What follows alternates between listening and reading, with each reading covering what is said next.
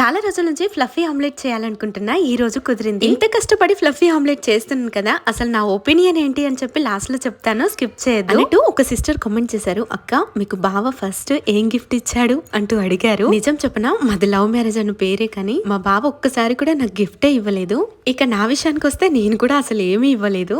ఇలాంటివి మా బావకు అస్సలు సూట్ కావు. అంటే బర్త్డే వస్తే విష్ చేయడం, స్పెషల్ డేస్ కి గిఫ్ట్స్ ఇచ్చి సర్ప్రైజ్ చేయడం, ఇలాంటివైతే మాకు అస్సలు లేవు. మీలో ఎవరైనా ఇలాంటి వారు ఉన్నారా? ఉంటే తప్పకుండా కామెంట్ చేయండి. ఇక నా విషయానికి వస్తే ఇలాంటివైతే నేను అస్సలు ఎక్స్పెక్ట్ చేయను ఫస్టే. అయినా కొన్ని జీవితాలు అంతేలే, దేనికైనా రాసి పెట్టుండాలి కదా. 4 కోడిగుడ్లు తీసుకొని ఫ్లఫీ ఆమ్లెట్ మొదలు పెట్టాను. మొదలుపెట్టి తీరా చేసిన తర్వాత అనిపించింది, అదేదో ఆనియన్స్, పచ్చిమిర్చి, ఉప్పు, కారం, అల్లం మంచిగా వేసుకొని 2 ఆమ్లెట్లు వేసుకొని తింటే ఎంత టేస్టీగా ఉండేదో కదా. ఫ్లఫీ ఆమ్లెట్ అన్న పేరే కానీ కాసేపు అలాగే ఉంచితే నార్మల్ ఆమ్లెట్ అయిపోయింది. టేస్ట్ విషయానికి వస్తే ఆమ్లెట్ లానే ఉంది.